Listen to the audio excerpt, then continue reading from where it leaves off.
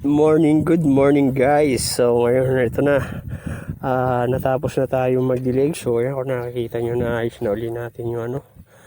Tapos tayo magdilig. Tapos na tayo magupit. So ayan. Dinidiligan na lang natin siya para di mag-inda.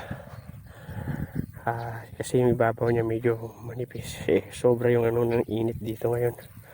So ayan, dinidiligan natin. Pasasaganaan natin ito na dilig ngayon kasi bukas balik na uli tayo. Ibibili na lang uli natin ito dun sa kapatid ko para sila na yung magdilig dito. So ayan, so, hindi ko na nawalis na ayos kasi wala akong dalang walis. Wala akong nahiraman. So pero ayan naman na naayos ko na uli yung gilid na ano na natin. So yun, tapos nagupitan ko na uli. Ang ganda na uli tingnan. So tatapos na lang natin itong dilig. So tama yung ano ko, kasi dumating ako rito mga past 8 siguro yun. Tapos kaya ako sabi ko timer kailangan bago mag 10. Tapos ko na to, tsaka nakapagdilig na ako. So ito mag 9:36 pa lang. So tama lang yung alas 10 ko para matapos natin itong pagdidilig natin rito. So ayan, kailangan tapusin na muna natin. So kumahan nyo ako. Kanti na lang naman to, mga 4 na balik pa pagkatapos nito. Tapos sa akin masama sa itong ano nito.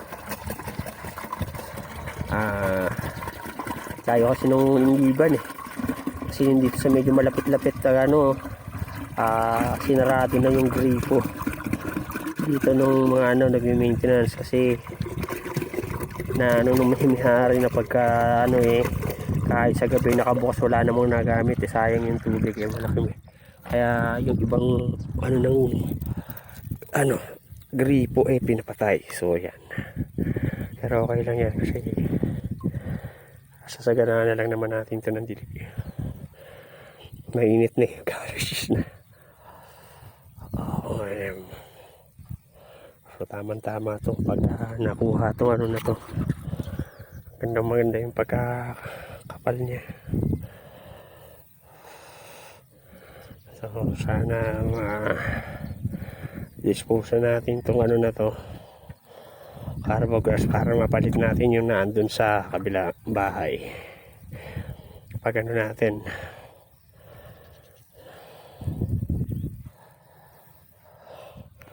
So ayan guys, hanggang dito na lang muna to. Tatapusin ko na lang muna itong ating pagdidilig na matapos makauwi kasi medyo malayo pa yung magiging biyahe natin ng bike. Ayun yung ating service.